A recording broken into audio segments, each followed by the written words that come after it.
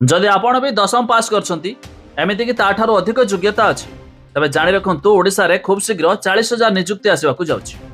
देखंतु मुख्यमंत्री बड़ घोषणा चलित वर्ष 40,000 नुआ निजुक्ति जानतु क्यों विभाग में मिलिबो सुजोग जानिबा पूर्व वीडियो को लाइक करंतु सब्सक्राइब करना थिले एबे सब्सक्राइब करी पाखर थिबा घंटी चिन्ह को दबाई दियंतु। चलित वर्ष 40,000 नुआ निजुक्ति सुजोग सृष्टि हेबो। शुक्रवार बजेट समीक्षा पर मुख्यमंत्री घोषणा करिसंती। मुख्यमंत्री कहते चलित वर्ष सरकार 40,000 निजुक्ति देवे। विशेषकर आईटी पेट्रोकेमिकल्स आग्रो इंडस्ट्री को गुरुत्व दिज्व।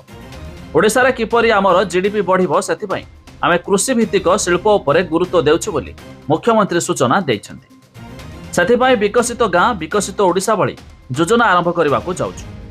तेबे आगामी वर्ष रे गाँ रे किभली आर्थिक स्थिति मजबूत हेबो गाँ रे आयर सोर्स तैयारी करिया पई सरकार योजना करूछन्ति।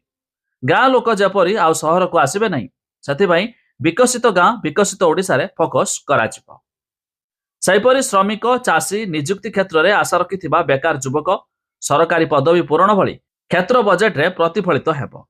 20,000 निजुक्ति दे सारिछु। चलित आर्थिक वर्ष आहुरी 20,000 निजुक्ति देबो। तेबे आगको 2 वर्ष मध्य 65,000 रु अधिक पदवी पूरण करियो बोली मुख्यमंत्री कहिसथि।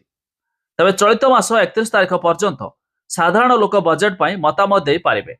साधारण लोकंक पाई किपरि बजेट रो गुरुत्व मिलिबो से नै मध्य बजेट प्रस्तुत समय चिंता कराजियो बोली मुख्यमंत्री कहिसथि।